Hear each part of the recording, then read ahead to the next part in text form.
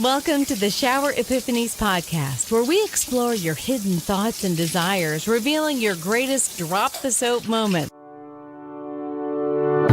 The need to have closure in any given situation is sheer human nature. And when it comes to romantic relationships, this desire skyrockets. Has your previously failed relationship left you in immense pain? It's not uncommon for people to shy away from a new relationship after their first one fails miserably. The fear of the unknown makes them hide in a shell to prevent any future heartbreak. Relatable? Despite wanting to love and be loved, you can't take the plunge if your mind and heart are still locked somewhere in the past. Maybe you aren't aware of the power of releasing the past, or perhaps you don't know how to do it. Art Costello in his online course teaches the art of moving on from bad places to happier, more stable ones. This course can change your life for good, helping you beat all kinds of negativity on the road to eternal bliss. Sign up now before the gloominess gets the better of you at expectationacademy.com.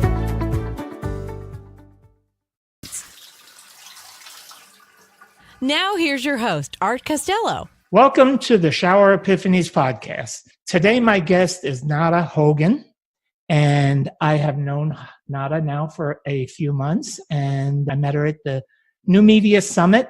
I love her. She's full of fire. She does life transformation coaching. Let me introduce Nada. She's special. She has a great story that is really impactful, and I'll let her tell it. So with no further ado, let me introduce Nada Hogan.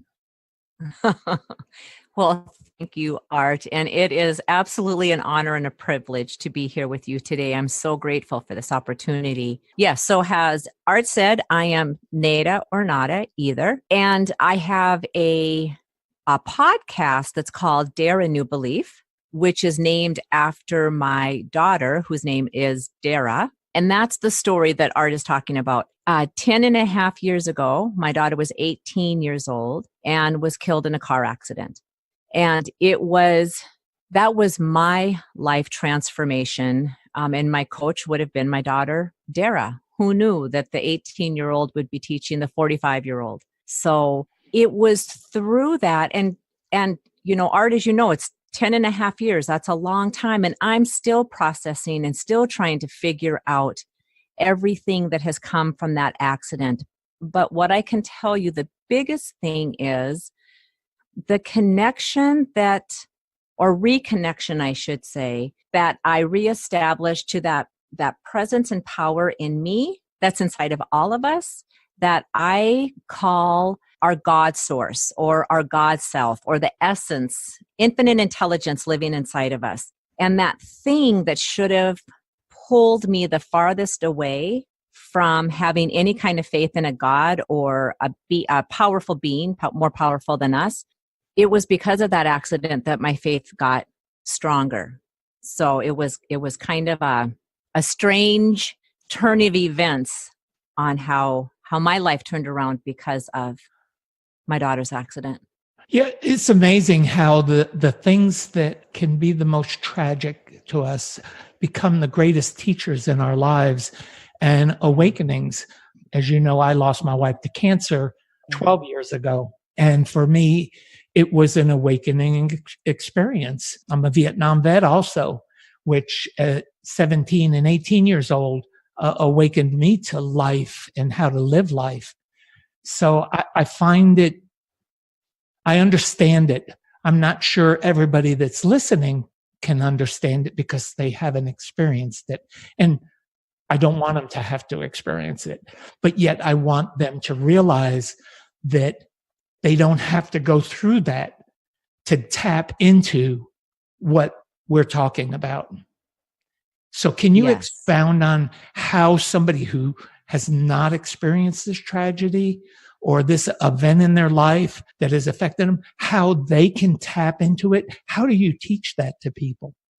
Well, I think the easiest way to teach it is we all have longings and discontents. There's something inside of us that beckons us for more, right? I mean, it's more than just going to high school, going to college, getting a job, getting married, having the house, raising the kids, retiring, and, and then showing up on death's doorstep. And right, how many people go through life and it's just that you go through the motions of doing the things that you're supposed to do, that you think you're supposed to do, and there's no life in that. There's no spirit in that. And we know people, we're around people that go through life doing that all the time.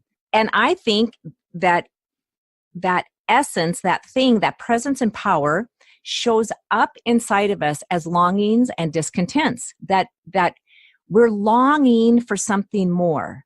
The same exact way that a pine tree, every single year, when you look at a pine tree, there's that brand new baby green on the ends of it, right? And it might just be, a quarter of an inch, then a half an inch, and then an inch. But it's life pressing through that tree. And that same DNA that's in the tree is the same DNA that's in us, that life is always seeking fuller expression of itself. So when I talk to people and I say, what would you love for your life? And usually whether they have gone through a traumatic event, whether they've been in Vietnam or they've suffered the loss of a wife or a child or whatever the case may be, so many times they throw their hands up and say, I don't know. I mean, it's all of the things that I've wanted in my life never happened. So I just quit dreaming. I quit thinking I could have anything more. And when you get a person just to settle down enough and really listen to them, like it will come up like, I want to go see the Grand Canyon. I've always wanted to go and see the Grand Canyon. And something as simple as that will open up the door to, I've always wanted to be an artist. I want to start painting. I've always wanted to be a volunteer in Africa, whatever. But that one little door opening of noticing I've always wanted to something. And as soon as you can identify even that littlest things, doors just open up and those longings and discontents start showing themselves more and more, because it's just life saying, you're in me, I'm in you. We need to do something together here. You're not here just to exist to get to death. It's life. It's all about living. Then it taps into very much to what I teach in expectation therapy, because that's my bag, my thing is expectations and how we manage our expectations. Because so many people that go through what you've explained, I hear from that too. So in my process, I talk about one of the biggest elements in expectation therapy is identification.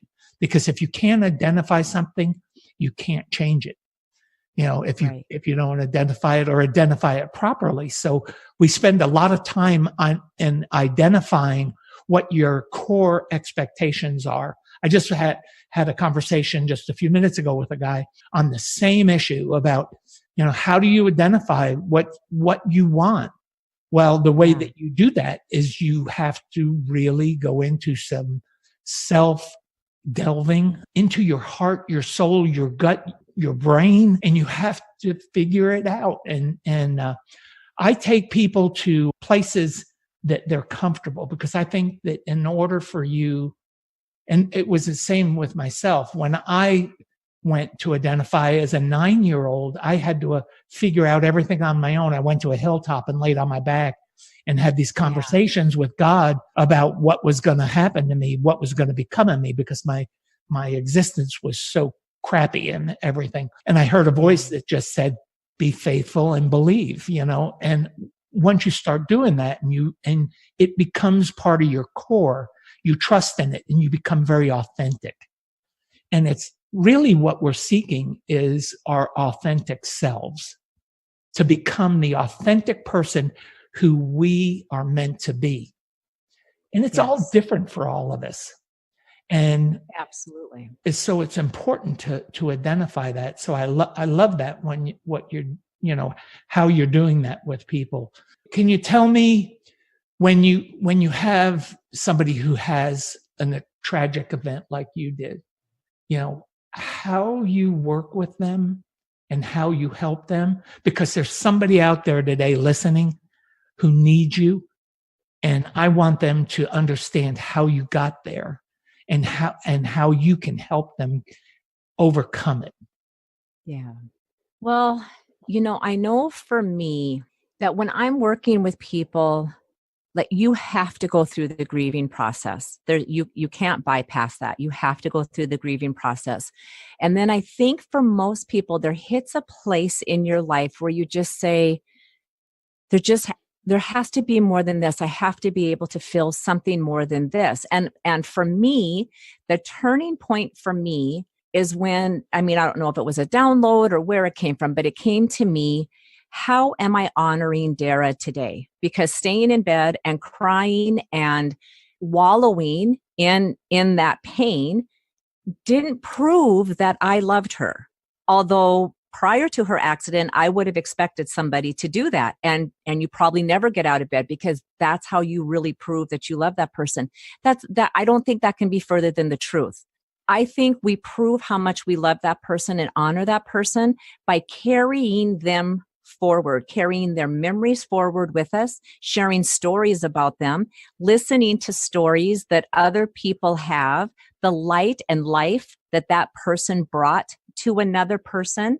I think that is the way that we start our own healing, because we know, I mean, it's not a surprise and it's not a secret.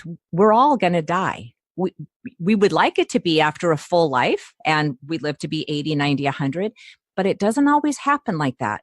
Sometimes I wonder if it's not, you hear soul contracts and we decide long before we come down onto this planet what it is, how long we're going to be here. And did my daughter say, yeah, I'll be that 18-year-old girl who is killed, before her time, in air quotations. And I may have said, yeah, I'll be the mom that takes on that pain. I can do that and then be able to rise from the pain of that. I don't know if any of that stuff is true, but I do know that mothers lose children all the time. And it doesn't mean that it doesn't break our hearts, because it does break our hearts. But I think it also means that that person that we lost is in a good place. And whether we want to call it heaven, or I do like to call it heaven. And sometimes I just say, she just went back to source, or she went back to the energy from which she came from, that her physical body is gone.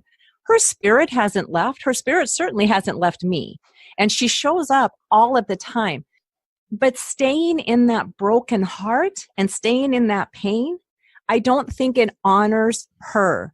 And in fact, I think I shared, I don't remember if I shared this with you, Art, or not, but I know it was just a few months after her accident, and I have pictures on the hallway. And every time I would walk by her picture, I would just cry. I mean, I would fall to my knees and I would just sob and cry. And I heard her in my heart say, if all I do is bring you pain and sorrow, then quit looking at my pictures. And you can look at my pictures again when you can smile and be happy for all of the great memories we have together. And I didn't look at her pictures for, I don't know, a month, 2 months. I didn't look at them for a long time, because it felt to me like that was a soul contract from her to me. Why are you being in pain? You're bringing this part on yourself. Then just don't look at me. Do something. Go smell flowers. Go for a walk. Do something that brings you life, because I'm safe. I'm in a really great place, and I will help you and support you. But I can't help you if you are finding reasons to cry. I hope that's making sense. And I don't mean it to sound cold or cruel. I think it sounds beautiful. Honestly, I do. There's a beauty in that is so raw and authentic and genuine that, maybe it is because of my own experience, because, when I lost my wife and she passed away 3 years afterwards, I dishonored her. I promised her that I would take care of myself and do things like that. And I started drinking and acting like an ass, to put it mildly, and not honoring her.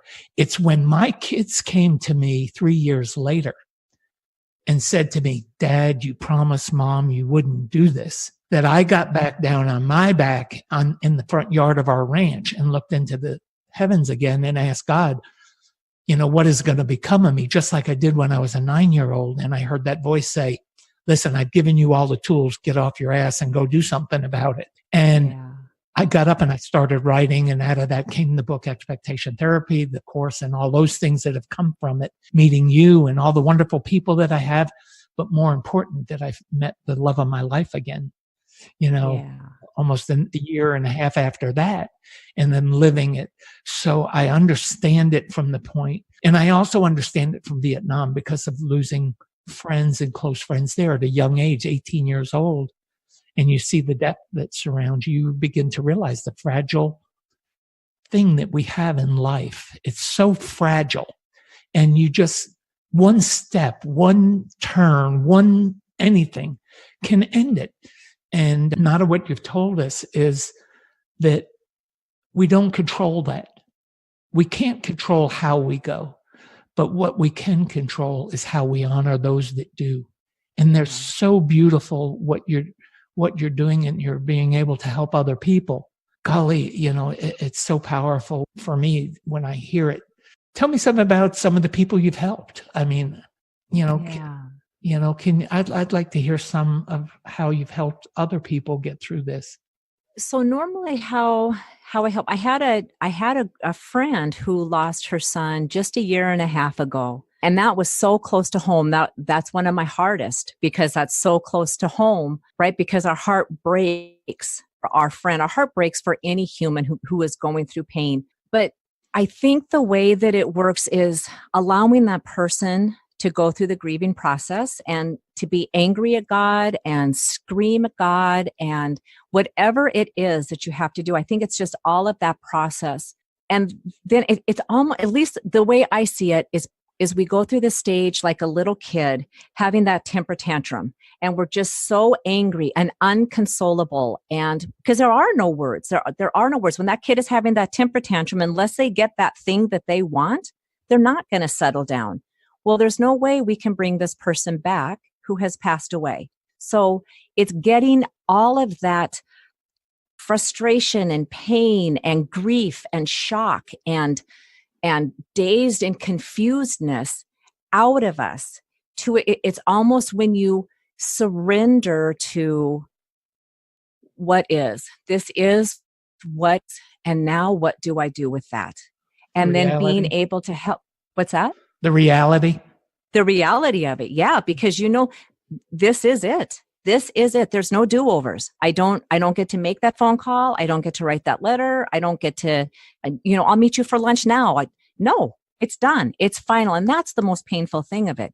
It's final. And most everything else in our life, we can get a do-over. We can try again with a spouse. We can try again with a kid. We can try again with a job.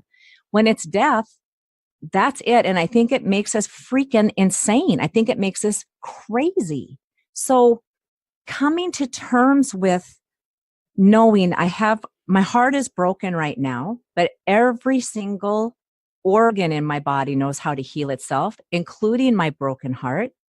And if I can find the way to help another person or to honor my loved one and do one thing today that feels like love, and even if it's in the name of my loved one. So today I do this in honor of you, Dara. And if that means I hold a door open at the store for somebody else to walk in, the person who flips me off in the car because I accidentally cut him off, I don't recant with, my finger going into the air too. I do that in honor of you today, Dara, or Jim or Pete or whoever, because I can honor you that way.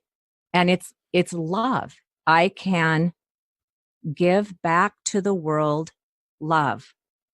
From my pain, I can have even a deeper well of love, which you never would have convinced me of 11 years ago. But it's almost like there's more love in my heart than there has ever been in my heart. And the people that I've worked with, those who want to get better, I believe the same exact thing has happened, that they just discover that there's more love in their heart. It's almost when your heart breaks open, more love comes out of it. So there is the pain, but the pain tends to resolve and the love tends to get a little bit stronger and more powerful and more aware, more present. And I think that's all part of the healing, because there's some people who choose to never heal, and we can't do anything with that. That's very sad, but that's a path that that person has chosen. And I just tell them, when you're ready, I'm always available. And if you're never ready, then I will love you and hold you in high thought while you're going down this journey, because some people do choose to be angry for the rest of their life about the loss of that loved one. But that's how I do it. That's how I work with my clients who are trying to, we've come to terms with the loss, and now what do I do? And then this is where we can open up a whole brand new world of wonderful things. And many times I would do something completely different and new. And I would say to my daughter, like, oh my God, if only you could see this. And I hear her say, are you serious? I've seen that a gajillion times. You're just now seeing it. I've been there and back 500 times today, So. Yeah. Has anyone ever inspired you to discover a happier, healthier, and more fulfilled you? It is a magical experience, isn't it? Inspiration is indeed very powerful, yet it's often undermined. It can lift you from the ground to the sky in no time. Have you ever thought about returning the favor by inspiring the people around you? If you don't think you have it in you, we have good news for you. Art Costello's online course has everything you need to learn to supercharge yourself and shape your character into a powerful personality. Get ready to discover your strengths and unleash the creativity within. Don't believe it? Check it out yourself by signing up for this life-changing course at expectationacademy.com. That's expectationacademy.com.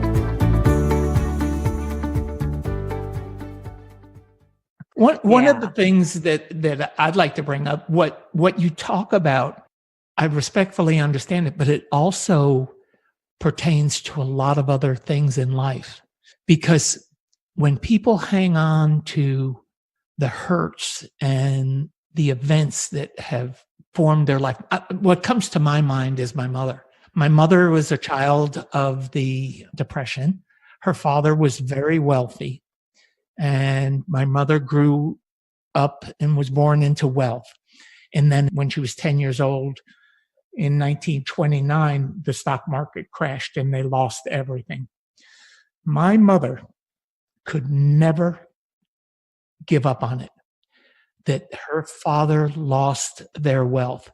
Well, my granddad didn't lose their wealth. It was an event outside of his control. But my mother would always say, I remember how it used to be when I was a little girl, and I wish that it was like that again. Because my mother had to work and rebuild her life, but she was so stuck in 1929 as a little girl that it prevented her from living the life that she was meant to live. And she really tried to instill it in her children, because she would always say, nothing is ever going to be the same. In its own way, that inhibits a child from freedom. And I had never thought about it in that light until we were just talking now. And it just goes to show you, when we discuss things and we bring things up, how we can learn from them. And, I wish my mother's life had been different. I wish she was happy. She was so unhappy all of her life that it inhibited her from living. And I can remember as a little boy promising myself that I would never live in the past. And that it was part of my learning process to live in the now. And I've always lived in the now moment, because I know I can't change the past and I can't control the future. So all I got is now. And I had to teach myself that. So that's something that I really, really love teaching other people about. And you do too, in your own way, because it's just surrounded more around the grief element, where I've chosen the expectation part of it, because in my childhood, my parents placed no expectations upon me.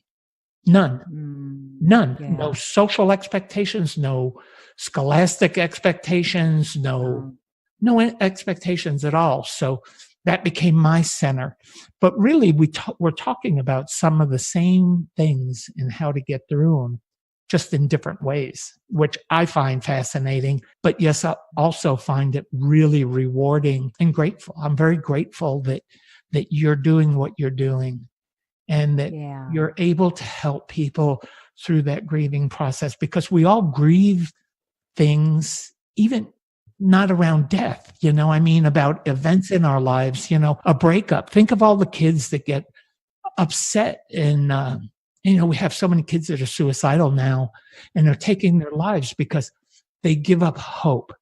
And what we're teaching people is how to hope again after events in our life. How do you hope again? How do you live again? And it lies so deeply in the choices we make, and how we expect things to be, and how we manage those expectations around that. And it's just really beautiful. I mean, when you think about it, it's really a beauty in it, and it's very freeing.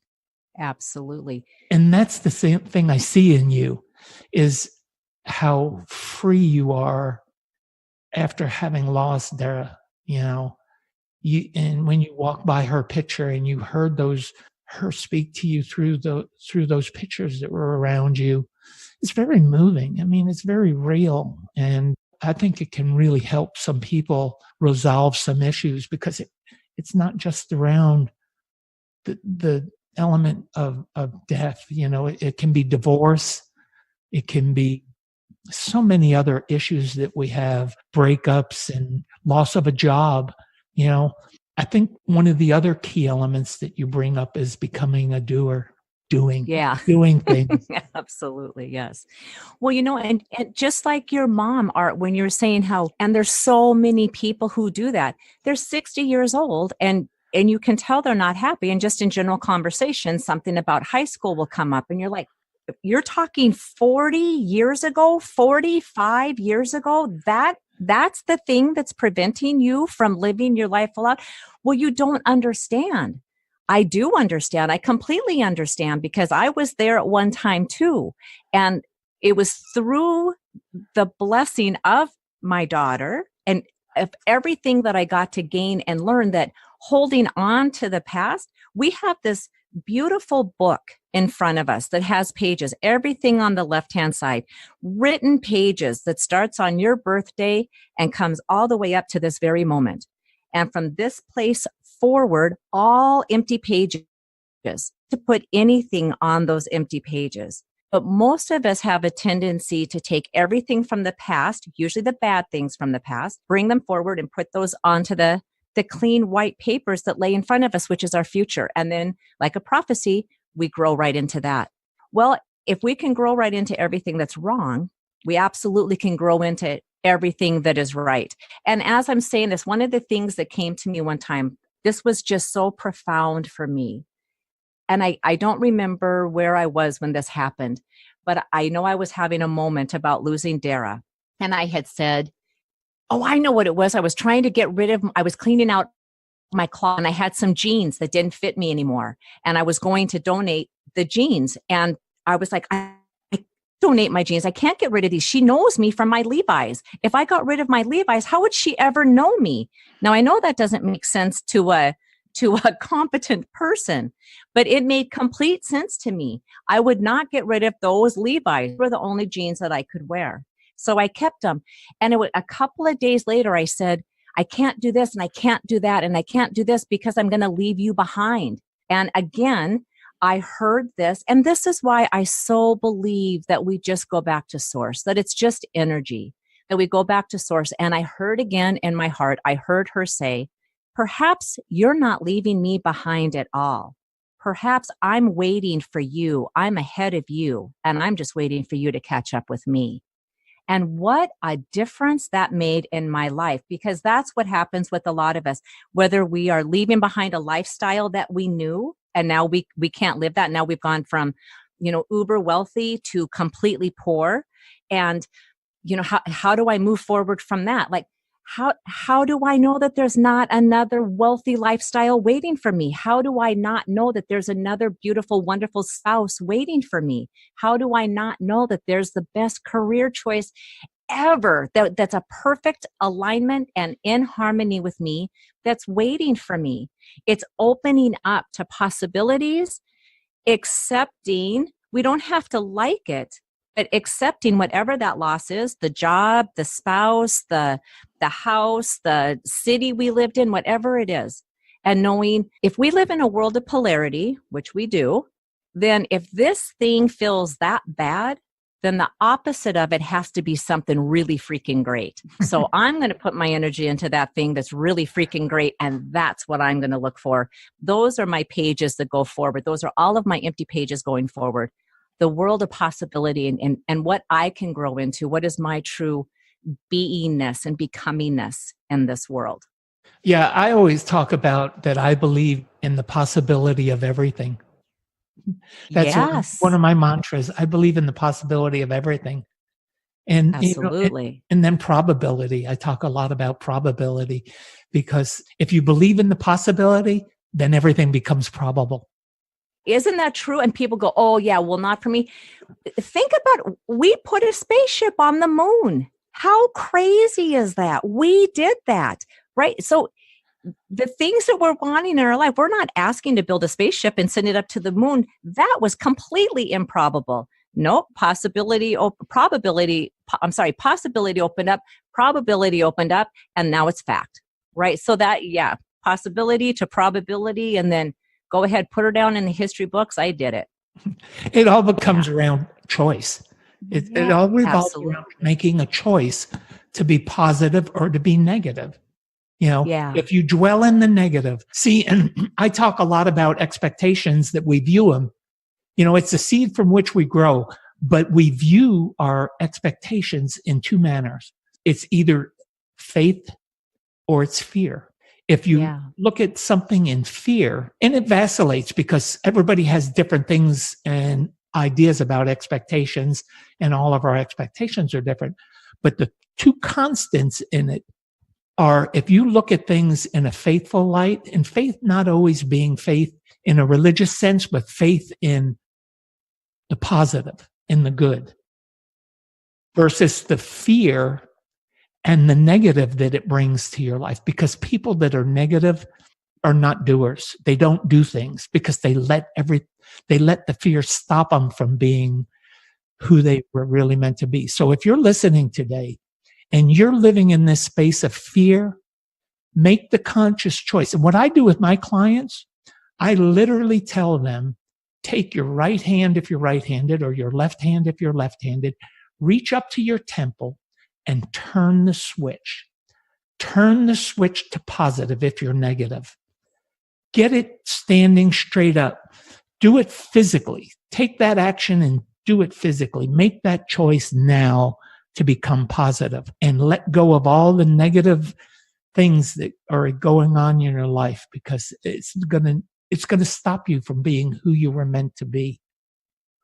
Absolutely. Absolutely. Yeah. Because you can't stop the circumstances. Circumstances are going to happen in our life, but we don't have to have the circumstance. I mean, we can have a circumstance. It doesn't have to have us, right? There's always something. So if somebody was to say, well, there can't be anything good in the death of your 18-year-old daughter, in that event, no, I mean, there's nothing good in that event, but you can harvest something good from that. It doesn't have to stay in this place of negative and bad.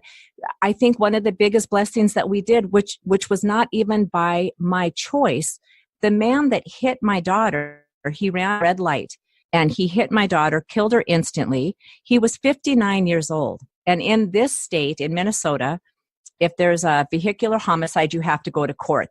You don't get a choice in that. That's what you do. So when we went to court, I thought, I'm going to attack this man. I'm going to attack him. And this is the very first day when you just show up and say, you plead guilty or you understand the charges against you, whatever. I mean, it's 2 seconds. It's 2 seconds. And I thought, I'm going to end up in jail because I will attack him. This is a bad situation. I should not be here because I chose to go alone. There's a court liaison with me. But when I saw him out of the corner, he walked by, and out of the corner of my eye, I saw him. And this wave of forgiveness just washed over me as if it was a shower. There is not a question in my mind that was directly from Dara. This love and forgiveness that washed over me. And we asked the judge, this long process, but we asked the judge, don't give him jail time. What's it going to prove? He's 60 years old. He had Asperger's. You could just tell life had beaten him up all of his life. Why are we going to punish him? Let him do, I know you have to do something, but let him go to a soup kitchen and do something good for another person. And one of the biggest blessings that came out of that accident, because I asked it all the time, why Dara and why him? Why? Right? Because 2 seconds later, she would not have been hit. Not even 2 seconds, 1 second. She wouldn't have been hit from behind or from the front. It wouldn't have happened. Why him? Why her? And it was at court. And I didn't know it then. This realization just came to me probably 2 years ago, maybe. We had an opportunity to forgive a man who did the absolute unthinkable, right? To be 59 years old and to kill an 18-year-old girl because he had taken an overdose of, I can't think what the name of it is now, an anti-anxiety. He was trying to commit suicide. But he didn't think that it would kick in as he was driving home. He thought he would be home and then would be able to just, his heart would stop from the drugs in his body. But it didn't happen. He passed out at the intersection and ended up hitting my daughter. Oh. So of course, in his mind, how can anybody ever forgive me? And that was one of the biggest blessings. And like I said, that didn't come from me. That was not my heart saying, I forgive you. That was this wave of love and forgiveness that came from Dara.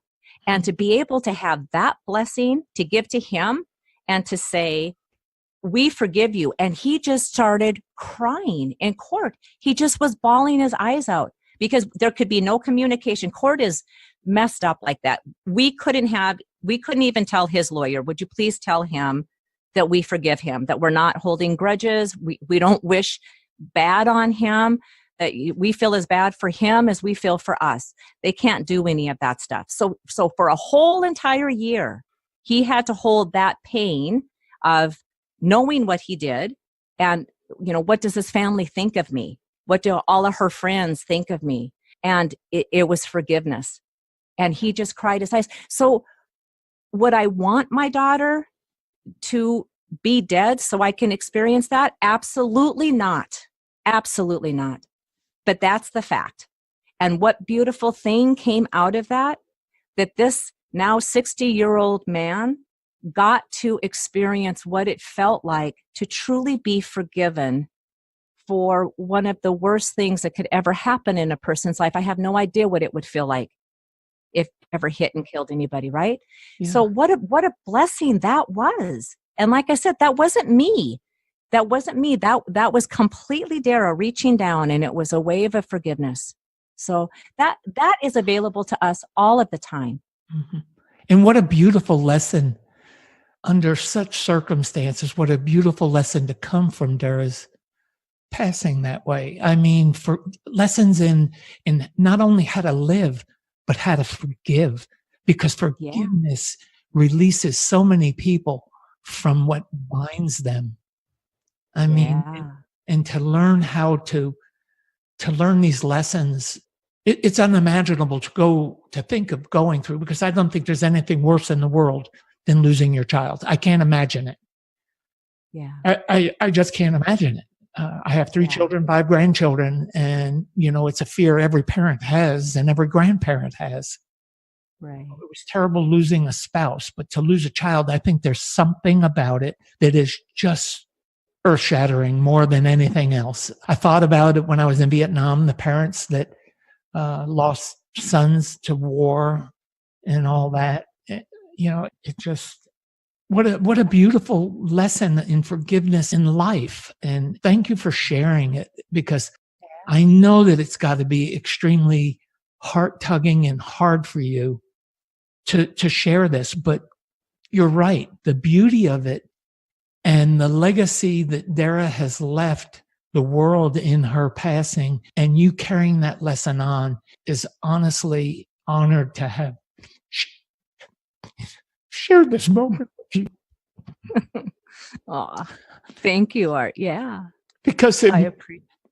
there's so many people out there that are suffering because they can't forgive somebody else. And they need to, because it's not only about the other person. I think it's more about you.